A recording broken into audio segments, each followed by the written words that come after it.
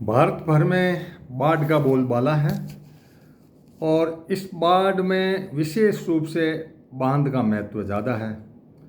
और बांध के मामले में हमारा जब shadow cabinet global United panchayat के यूट्यूब चैनल पे हम लोगों ने अपनी बात को रखी तो डैम सेफ्टी का कानून जो है 13 दिसंबर 2021 से लागू है। यानी बांधों की कोई भी टूट फूट या किसी प्रकार का हुआ इनका कोई भी है उसकी सर्विलेंस भी वो करेंगे, उनके इंस्पेक्शन भी वो करेंगे और ऑपरेशन भी वही करेंगे और मेंटेनेंस भी वो करेंगे। सारा काम जो है ये सेंट्रल गवर्नमेंट की उन्होंने एक जिस तरह से इस एक्ट में कानून बनाया उसमें जो व्यवस्था लागू की है उसके अनुसार होगा। डैम फेलियर हो जाता है तो एक इंस्टीट्यूशनल मैकेनिज़्म के तहत में ये डिज़ास्टर के तहत ये करेंगे। और फिर इन्होंने डिक्लेरेशन किया था कि पब्लिक इंटरेस्ट में take under its control the regulation of uniform dam safety procedure. पूरे भारत में 15 मीटर से ऊपर, 10 से 15 वालों के लिए कुछ अलग है, वैसे तो 10 मीटर ही मानो आप, 15 मीटर से ऊपर जितने भी बांध हैं, करीब बांधों की संख्या जो है वो 5,745 है कुल।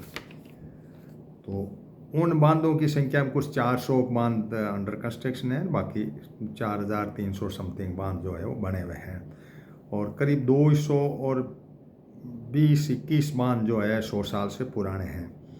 ये डेटा तो डोमेन पे पड़ा है, पब्लिक डोमेन पे। अब मुद्दा ये बनता है कि इन्होंने इस कानून में बनाया क्या और क्या काम हुआ।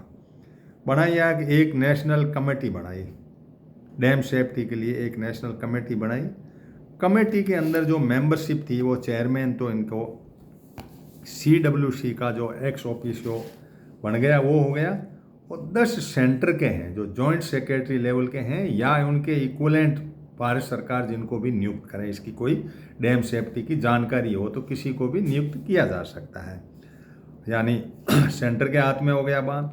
7 आदमी चीफ इंजीनियर लेवल के हैं जो रोटेशन से होंगे और वो राज्यों के होंगे, स्टेट के नॉमिनी होंगे, लेकिन वो ही नियुक्त वही करेंगे वो रोटेशन से।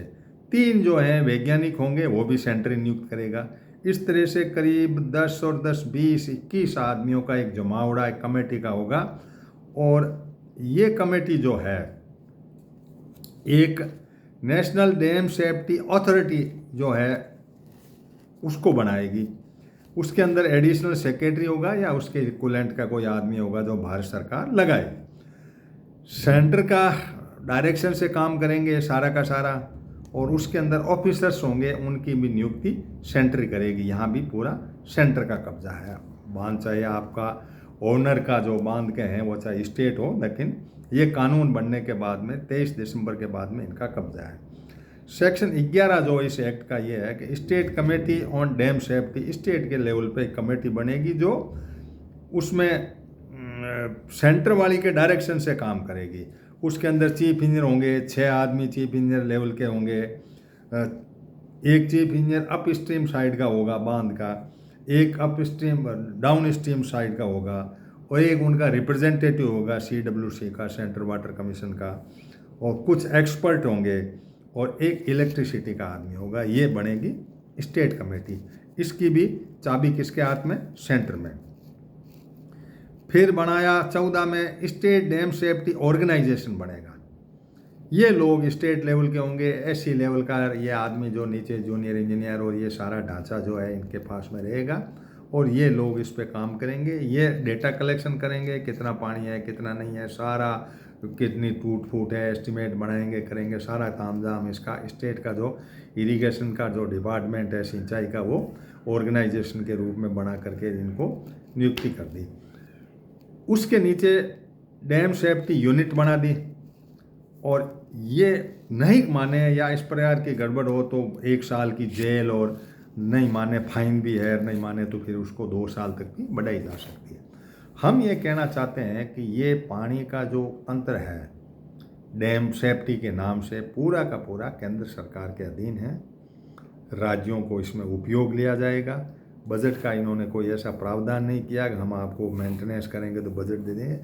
ये सिर्फ अपनी थानेदारी करेंगे, गाइडलाइन देंगे, डायरेक्शन देंगे, उनके हिसाब से चलोगे आप, इधर का पानी इधर भेजना है। अब किसान किससे बात करे? स्टेट बॉडी से करे तो उनकी औकात नहीं, क्योंकि वहाँ पे सेंटर की बॉडी का डायरेक्शन है।